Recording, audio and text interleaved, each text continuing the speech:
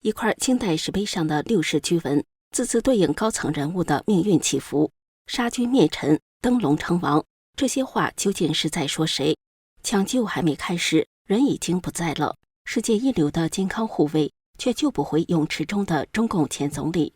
不可思议，也不可信。异常的肤色，真的只是单纯的身体病变吗？这是见死不救的意外，还是计划周密的政治排除？这一切都指向那个曾高喊刺刀见红的狠角色。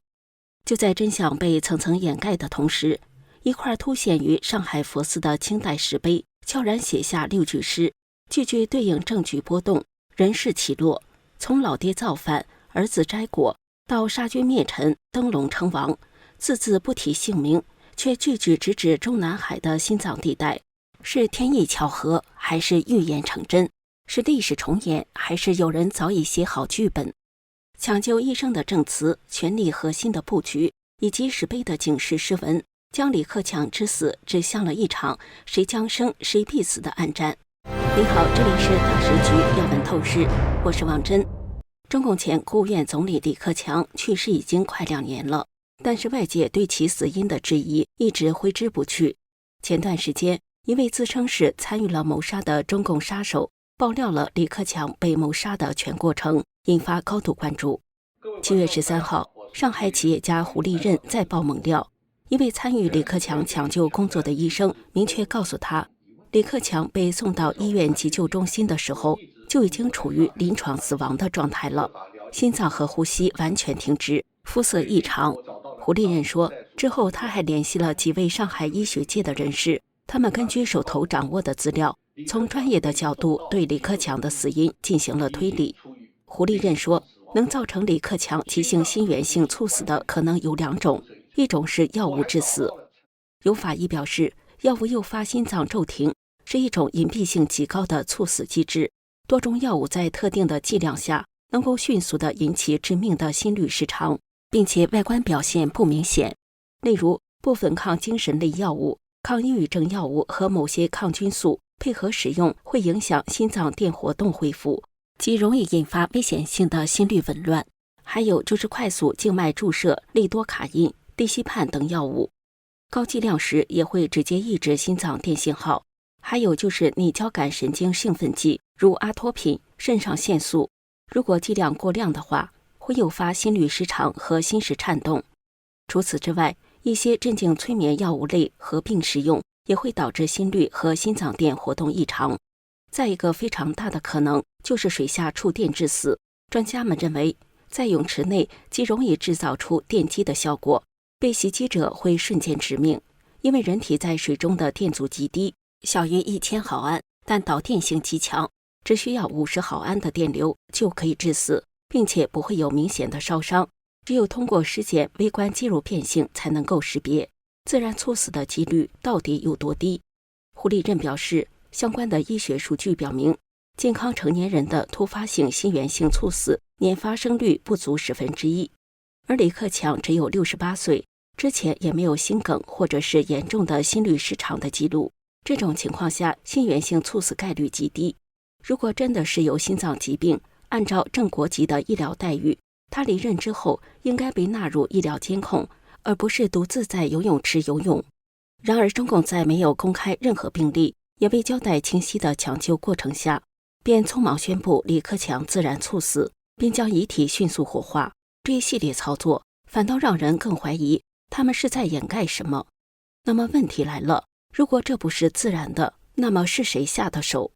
胡立任认为，从负责李克强保卫工作的部门来看，整件事应该是中办主任蔡奇精心设的局。蔡奇当年在北京驱逐低端人口时曾放狠话，到了基层就要真刀真枪，敢刺刀见红，敢于硬横硬。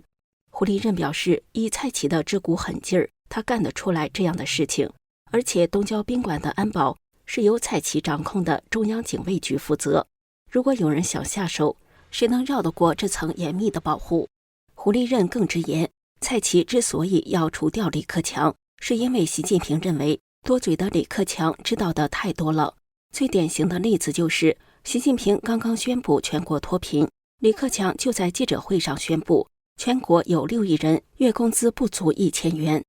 说到阴谋，我们再来看一个更神秘的爆料。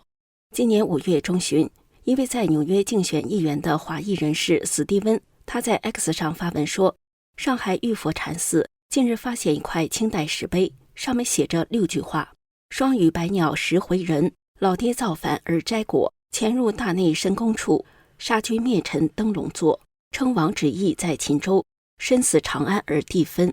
时评人李大宇认为，这首诗明确写了李克强是被习害死的。他解读双羽百鸟是正体自习，这句是说习家祖先是回人。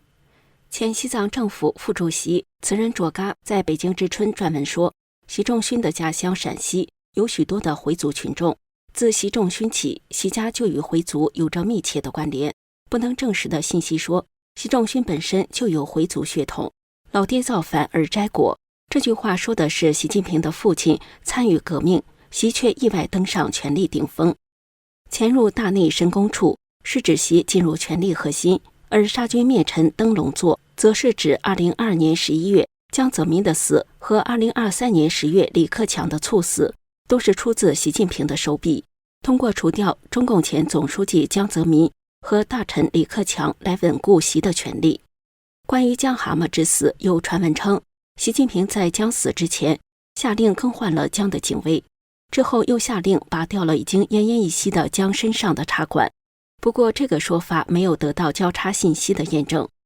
李大宇还在节目中表示，他得到的确切爆料也说，李克强是在上海游泳池游泳时被电死的，害他的人事先在游泳池里安置了导电装置。其实这个谋杀计划早在2020年8、9月就传出了，直到2023年10月底才在上海下手。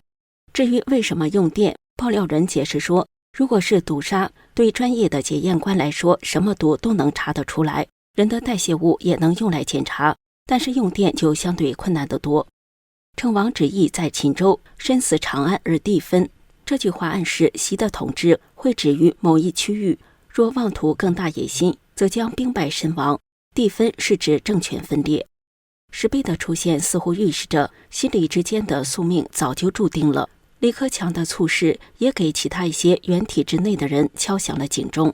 前中共内蒙政府法律顾问杜文就表示，他之所以急匆匆逃出中国，是因为他的老上级告诉了他李克强的真正死因。一位他熟悉的老领导，也是李克强的好朋友，突然告诉他，赶紧走吧，当下的中国没有谁是安全的，连退休总理的安全尚且不保，何况你一个刑满释放、身份敏感的一个边缘小吏。他说这句话令他震动非常大。之后杜文啥也没带着妻子果断逃离了中国。杜文还在自媒体上分析说，李克强之所以不得不死，是因为他和习近平的矛盾非常深，他们之间有着根本的分歧，两个人的执政方向完全相反。习近平一直比较排斥福利社会，将重点放在农村扶贫上，而李克强则大力推动全国范围内的棚户区改造。习近平有一些好大喜功，周围围绕了一群旧部兄弟，牛皮吹到了天上，而李克强则时不时就放个冷枪，当头棒喝，冷水一瓢。习近平要闹集权独裁，向左拐，搞共产原教旨主义，而李克强要推简政放权，向右拐，搞市场经济改革开放。习是打右灯向左拐，高喊改革开放市场经济；李是打左灯向右拐，高喊2个维护4个意识，但实际上走的是市场经济这一条道路，大家是你哄我，我哄你。